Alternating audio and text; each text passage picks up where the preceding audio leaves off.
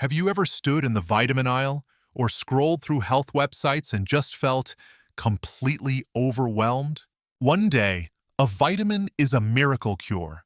The next, it's a hidden danger. You have a cabinet at home, full of bottles you bought with the very best intentions. For your heart, for your bones, for your brain. You're trying to do everything right. You're trying to be proactive, to take control of your health, especially when it comes to the fear that haunts so many of us, the fear of a stroke.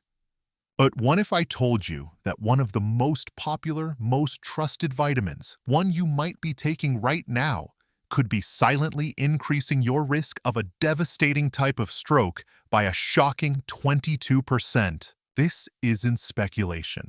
It's the conclusion of a major scientific analysis published in the prestigious British Medical Journal, a finding that sent ripples through the medical community. And it reveals a dangerous gamble that millions of well-meaning people are taking every single day without even knowing it. My name is, and for the next few minutes, I want to be your guide through the confusing world of supplements and stroke risk. My goal isn't to sell you anything or to scare you. My goal is to give you the information that doctors don't always have the time to explain in a 15-minute appointment. We're going to cut through the marketing hype and the conflicting headlines to give you clear, science-backed answers.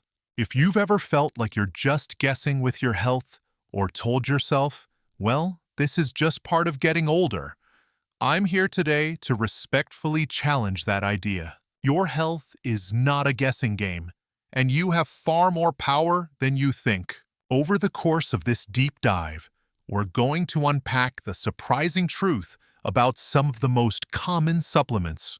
First, we'll tackle that vitamin E gamble head-on. We'll explore exactly what that 22% risk means and why it represents such a perilous trade-off for your brain health. Then, we're going to debunk a massive myth that has been circulating for decades, the great homocysteine myth, and why the B vitamins you were told to take for your heart might not be doing what you think they are. You will definitely want to stick around for that part, because it's based on huge studies like the Physicians' Health Study 2 that completely changed how doctors think. We'll also investigate the controversy surrounding one of the most common supplement pairs for seniors, calcium and vitamin D. And finally, and most importantly, we will shift from what not to do to what you can do. We'll talk about the single most powerful non-negotiable action you can take to protect yourself from both types of stroke, an action that has nothing to do with a pill bottle and everything to do with real, measurable prevention.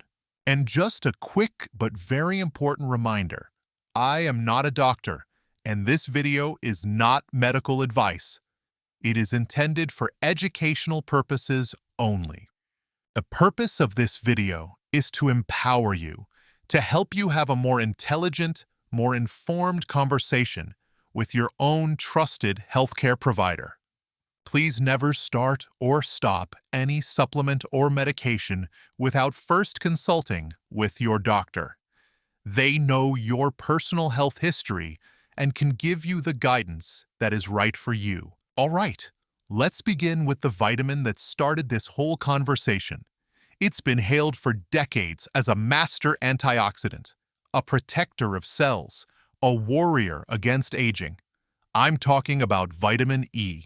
So many of us, perhaps you included, started taking it because we heard it was good for our heart and could prevent the kind of cellular damage that leads to disease. The intention behind taking it is absolutely sound. You're trying to protect yourself. But here is where the science gets incredibly tricky, and frankly, a little scary.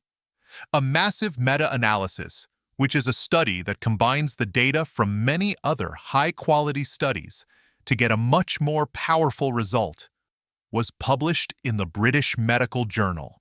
It looked at the data from over 100,000 participants, and what it found was a double-edged sword. Taking a vitamin E supplement did, in fact, seem to decrease the risk of the most common type of stroke, an ischemic stroke, by about 10%. An ischemic stroke is the one you hear about most often. It's caused by a clot, like a plumbing blockage in an artery going to the brain. And a 10% reduction sounds great, right? But here's the other edge of that sword. The very same vitamin increased the risk of the other, often more deadly type of stroke, a hemorrhagic stroke, by a staggering 22%. A hemorrhagic stroke isn't a blockage, it's a bleed. It's when a weakened blood vessel in the brain ruptures. Think of it this way.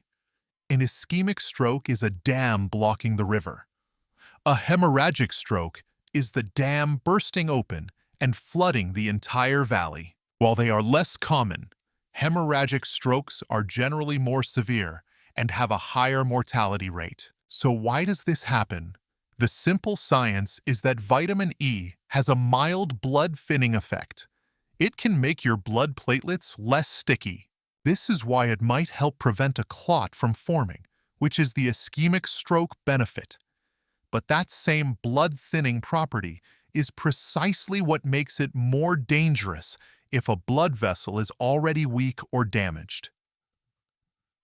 It can prevent the blood from clotting properly when a rupture occurs, turning a small leak into a catastrophic bleed. The researchers who conducted that landmark study concluded with a very clear warning, and I want to read it to you directly. Given the relatively small risk reduction of ischemic stroke and the generally more severe outcome of hemorrhagic stroke, indiscriminate widespread use of vitamin E should be cautioned against. What they're saying, in plain English, is that this is a terrible gamble. You are trading a small benefit for a very large and potentially fatal risk. I remember talking to a gentleman, a friend of my father's, who was so proud of the regimen of antioxidants he took. He had a whole list, and vitamin E was at the top. He was doing it for his heart, completely unaware that he might have been putting his brain at a different, more severe risk. So the clear action step here is not to panic, but to be a detective. Go to your medicine cabinet. Look at your multivitamin. Look at your individual supplement bottles. See how much vitamin E you are taking. Anything over the recommended daily allowance, which is about 15 milligrams or 22 international units, when taken as an isolated supplement, is what these studies were looking at.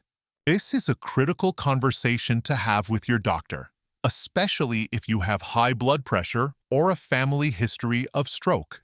A red flag is any history of bleeding issues, or if you're already on a prescription blood thinner, like warfarin, clopidogrel, or even daily aspirin. Combining those with high-dose vitamin E can be particularly risky. This confusion, where a supplement we thought was purely good turns out to have this dark side, is unfortunately not unique. It leads us directly to another major health belief that took root decades ago, one involving a whole family of vitamins. For years, if you were concerned about heart disease or stroke, you probably heard the word homocysteine. The story we were all told made perfect sense. Homocysteine is an amino acid in the blood, and high levels of it were linked to a greater risk of heart attack and stroke. It seemed to damage the lining of our arteries. Then, researchers discovered that a trio of B vitamins, specifically B6, B12, and folic acid, were incredibly effective at lowering homocysteine levels in the blood. The logic was inescapable. If high homocysteine is bad, and B vitamins lower homocysteine, then taking B vitamins must be good for preventing strokes. It seemed like a slam dunk. Millions of people, on the advice of doctors and health gurus alike, started taking high-dose B-complex vitamins for this very reason. It was a beautiful, simple theory. There was just one problem.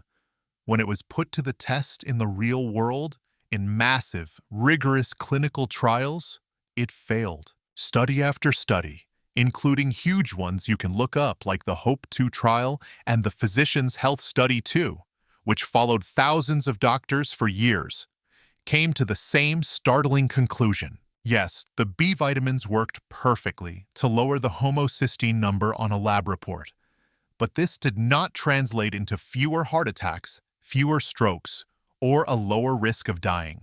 It turned out that the homocysteine was more of a marker, an innocent bystander, than the actual culprit. It's like seeing firefighters at every fire and concluding the firefighters are causing the fires. Lowering homocysteine was like shooing away the firefighters. It didn't put out the fire itself. The underlying problem, the things that were actually causing the arterial damage and the high homocysteine, were still there. This is especially true here in the United States, where our food supply, things like flour and cereal, has been fortified with folic acid since 1998. Because of this, true deficiency is less common, and adding more through high-dose supplements just doesn't provide that extra protective benefit for the general population. Worse, taking extremely high doses can have its own risks.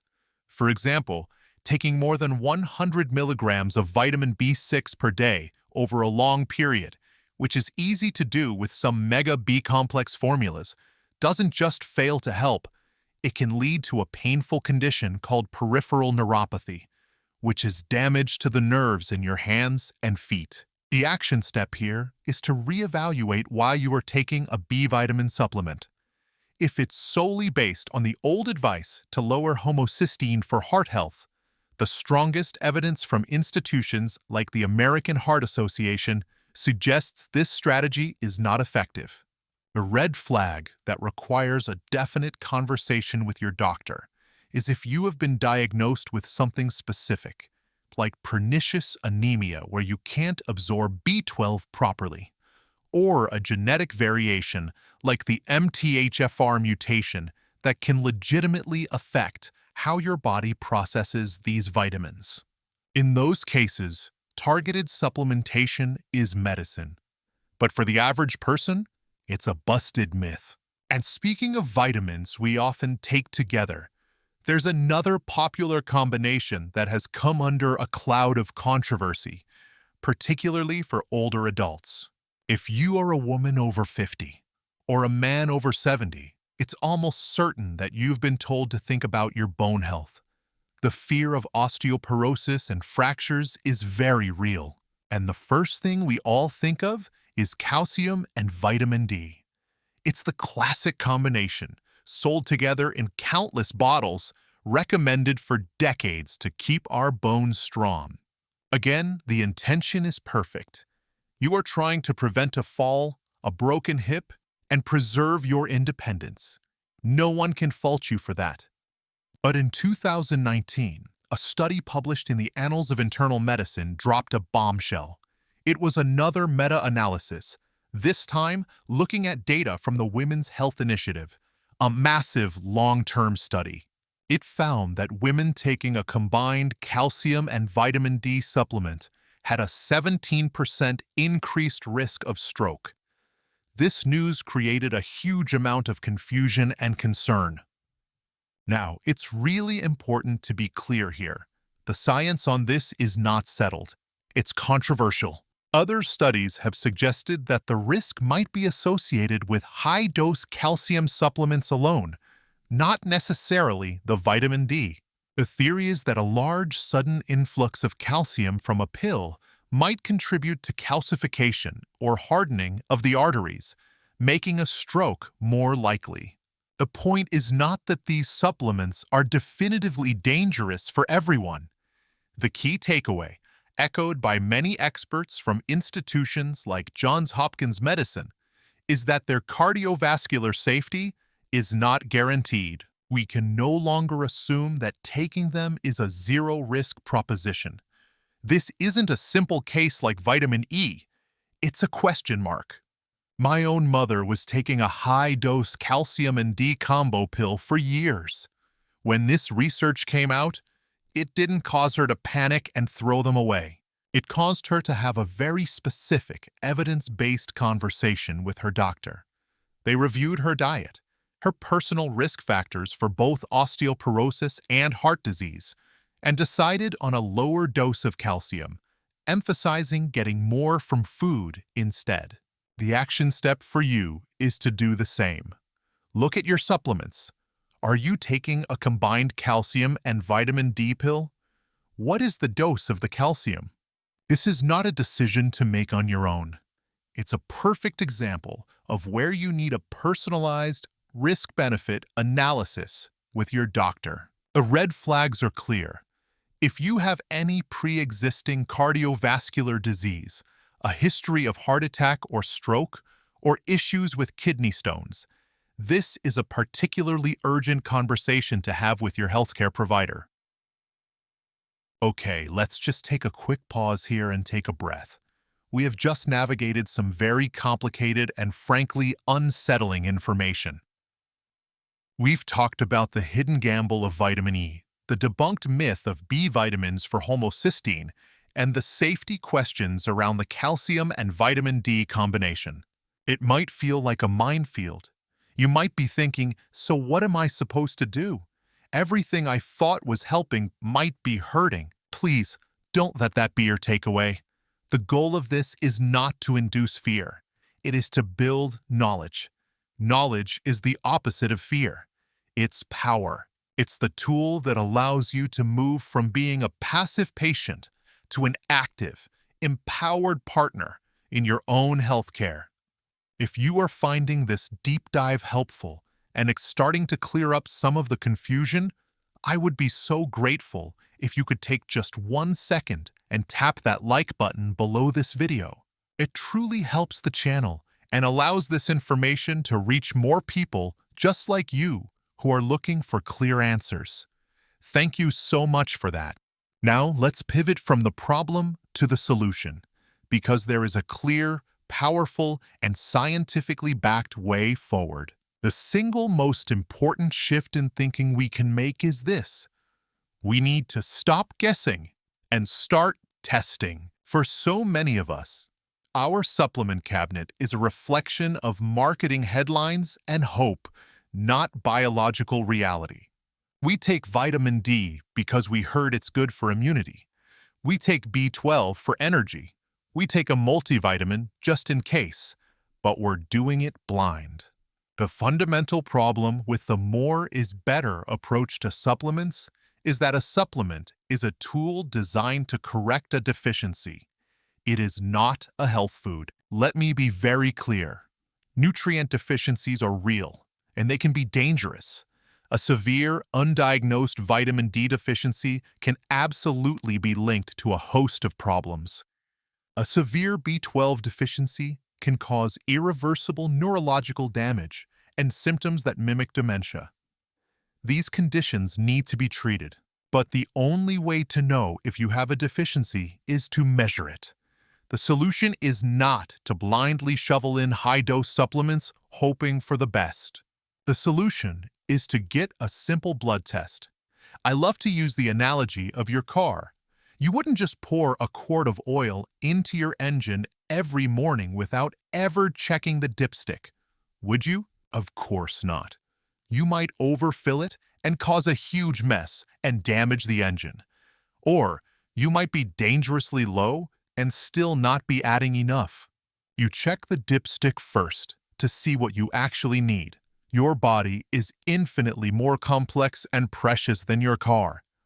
Why are we not using the same common sense? The action step here is powerful in its simplicity. The next time you see your doctor for your annual physical, ask them, could we check my vitamin D and vitamin B12 levels? I want to make sure I'm supplementing based on need, not on guesswork. This one question completely changes the dynamic. It empowers you and your doctor to make a data-driven decision. The red flags that would make this testing even more urgent include persistent fatigue, brain fog, mood changes, or tingling in your hands or feet, as these can all be signs of a deficiency. When you have that data, you can stop guessing. And once you know your numbers, you'll find that the safest and most effective way to maintain them isn't always found in a bottle. This brings us to a philosophy that might sound like a cliche, but is truly a lifesaver: the food-first philosophy. For decades, we've been conditioned to think about nutrients in isolation. We think vitamin C, not orange. We think lycopene, not tomato. But the human body evolved over millions of years to get its nutrition from whole foods, not from high-dose, isolated chemical compounds manufactured in a lab. There is a profound difference. When you eat a handful of almonds or sunflower seeds, you are getting vitamin E, yes, but it's not the same as the isolated alpha-tocopherol found in most supplements. A fascinating meta-analysis published in the British Journal of Nutrition found that while vitamin E supplements were linked to that increased risk of hemorrhagic stroke, a high intake of vitamin E from food was actually associated with a lower risk of stroke overall. Why? Because in that handful of almonds, the vitamin E comes packaged with fiber, healthy fats, magnesium, and a whole symphony of other phytonutrients that work together in synergy. The food contains a balance that nature created, which seems to prevent the risks associated with the high-dose, isolated form. The same is true for the other vitamins we've discussed. Instead of a B-complex pill to lower homocysteine, which we now know doesn't work, you could eat leafy green vegetables like spinach and kale, which are packed with the folate your body needs, plus hundreds of other protective compounds. Instead of a big chalky calcium pill that might pose a risk to your arteries, you can focus on calcium-rich foods like plain yogurt, kefir, sardines, and fortified plant milks. The action step is to challenge yourself, not to add another pill, but to add another color to your plate. Can you add a dark leafy green to your lunch? A handful of nuts for a snack? A serving of fatty fish like salmon, rich in B vitamins and vitamin D, twice a week? This approach doesn't carry the risks of overdosing and gives you thousands of other benefits that science is only just beginning to understand. Now, we've covered testing, we've covered food, we've untangled the confusion around some of the most popular vitamins. But I would be doing you a great disservice if we ended the conversation there. Because while all of this is important for fine-tuning your health, it pales in comparison to managing the single biggest, most direct, and most controllable risk factor for having a stroke. If you ignore this one thing, all the vitamins in the world won't save you. We need to talk about the real killer: your blood pressure. Hypertension, or high blood pressure, is called the silent killer for a reason. You often can't feel it, but day after day, year after year, elevated pressure is doing violence to the inside of your arteries. Imagine a garden hose. If you turn the spigot on full blast all the time, the hose becomes stiff, worn out, and prone to cracks and leaks. That's what high blood pressure does to the delicate arteries in your brain. It damages their smooth inner lining, creating rough patches where clots can form, leading to an ischemic stroke. And it weakens the walls of the arteries themselves, making them more likely to bulge and rupture, leading to a hemorrhagic stroke. Notice that high blood pressure increases your risk of both types of stroke. Unlike the vitamin E gamble, where you trade one risk for another, controlling your blood pressure lowers your risk across the board. The data from the American Heart Association and the National Institutes of Health is undeniable. Managing hypertension is the most impactful thing you can do for stroke prevention. Period. I remember my own father, who was like our concerned Charles persona. He was worried about stroke and was taking a handful of supplements. But his blood pressure was consistently a little high, as he would say. His doctor had mentioned it, but he wasn't taking it seriously enough. It wasn't until we sat down and I explained the garden hose analogy that it clicked for him. He realized he was focusing on the small details while ignoring the raging fire. He bought a home blood pressure cuff, started tracking his numbers, worked with his doctor on his medication, and made a conscious effort to lower his sodium intake. His focus shifted from the vitamin aisle to the numbers on that little machine. That was the single best thing he ever did for his brain health. The action step for you is crystal clear. Know your numbers. Don't just get your blood pressure checked once a year at the doctor's office when you might be nervous. Invest in an affordable, automatic home blood pressure monitor. Use it regularly. Track your readings. A goal for most people is to be consistently below 130/80. Talk to your doctor about what your personal target should be. This gives you real, actionable data you can use to protect yourself every single day. So let's bring this all together. Today, you've gained a series of incredible wins for your health. This is knowledge you can use for the rest of your life. Win number 1. You now understand the vitamin E gamble and can have an intelligent conversation with your doctor about whether the risk is worth the benefit for you. Win number 2. You are no longer going to fall for the outdated homocysteine myth and waste money on B vitamins for a purpose they can't fulfill. Win number 3. You are now aware of the safety questions surrounding calcium and vitamin D, and you know to approach that combination with thoughtful consideration, not blind faith. Win number 4, and this is a huge one. You have committed to shifting your entire strategy from guessing to testing, from hope in a bottle to data from a blood test. Win number 5. You are recommitted to the timeless, proven food-first philosophy, getting your nutrients in their safest and most effective form. And finally, your biggest win of all. You are laser-focused on the number one thing you can control to prevent a stroke: your blood pressure. Do you see the theme here? The entire journey has been about moving from confusion to clarity, from fear to empowerment, from being a passenger to being the pilot of your own health journey. You have the power to ask the right questions, to demand the right data, and to make choices based on solid evidence, not just marketing. Now, I would love to hear from you. We covered a lot of ground today. Which of these points was the biggest surprise or the biggest aha moment for you? Was it the vitamin E risk, the homocysteine myth, or maybe it was the simple, powerful idea of just testing instead of guessing? Please share your thoughts in the comments section below. Reading your experiences and insights is one of the best parts of making these videos, and it helps everyone in this community learn together.